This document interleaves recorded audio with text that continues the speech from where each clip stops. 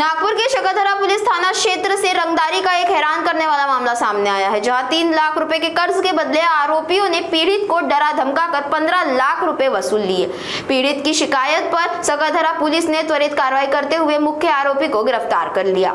शिकायतकर्ता ने प्लॉट खरीदने के लिए आरोपी कमलेश हनोते उम्र 42 वर्ष से 48 लाख रुपए का सौदा कर 30 लाख रुपए दिए थे। जब मोहित ने अपने बिजनेस के लिए पैसे वापस मांगे तो कमलेश ने पैसे देने से इनकार कर दिया और अपनी पहचान की महिला अनीता भारद्वाज उम्र 43 वर्ष से 10% प्रति माह के ब्याज पर लोन दिलवा दिया।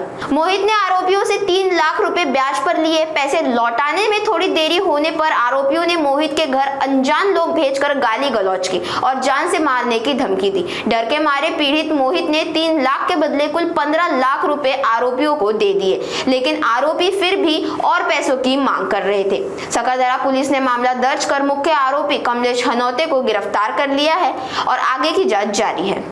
याच्यातील फिर्यादी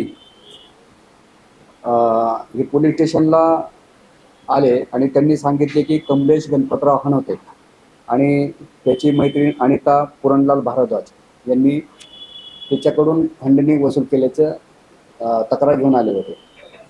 त्या तक्रारीची पार्श्वभूमी अशी होती की हे जे फिर्यादी आहेत मोहित पारधी यांनी एका मध्यस्थीमार्फत त्या कमलेश हनोतेकडून प्लॉट खरेदी केलेला होता। एक 48 लाख समथिंग तो प्लॉटचा व्यवहार झालेला होता। त्यापैकी यांनी 30 लाख रुपये कॅश आणि 5-5 लाख रुपये अशा पद्धतीने RTGS त्यांच्या अकाउंटवरती केलेलं होतं। त्या दरम्यान याच्यातले जे खरेदीदार आहेत यांनी याच्यातले आरोपी कमलेश हनोते यांच्याकडून गरज असल्याने 1 लाख रुपये व्याजाने घेतले। महिना 10% व्याजाने त्यांनी ते 1 लाख रुपये घेतले होते आणि ते 1 महिन्यामध्ये त्यांनी परत रिटर्नही केले।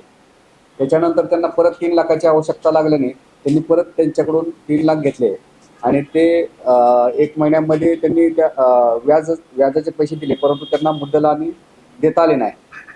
त्यामुळे ह्याच्यातील जे आरोपी आहे आणि त्याची जी मैत्रीण आहे या दोघांनी त्याला वारंवार त्रास देऊन आणि त्याला बोलवून दाबून ठेवून त्याच्याकडून वेळोवेळी एकूण 3 लाखाचे ऑनलाईन 6 लाख रुपये आणि कॅश 9 लाख रुपये जवळजवळ 15 लाख रुपये त्यांनी त्याच्याकडून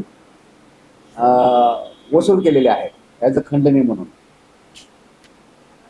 सर, यांच्यात जर तिसरा होता कशा प्रकारे प्लॉटची फसवणूक केली काही आणि जे आरोपी आहे यांचा काही पार्श्विक रेकॉर्ड समोर आला आहे का?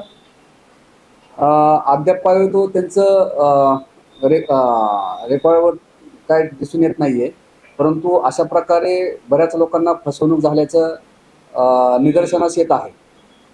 शकरधरा पोलीस स्टेशनतर्फे आपण सर्व नागरिकांना आवाहन करतो की याच्यातले जे आरोपी आहेत कमलेश गणपतराव हनोते आणि अनिता पुरणलाल भारद्वाज या दोन्ही व्यक्तीने जर कोणाला प्लॉटच्या संदर्भाने असेल किंवा अवैध सावकारकीच्या संदर्भाने असेल फसवणूक झाली असेल तर त्यांनी तात्काळ पोलीस स्टेशनला येऊन तक्रार द्यावी। सर, यात असं वाटतं आणखी काही आरोपींची वाढ होईल? तपासामध्ये निष्पन्न झाल्यास आपण त्याच्यामध्ये आरोपीची वाढ करणार आहोत।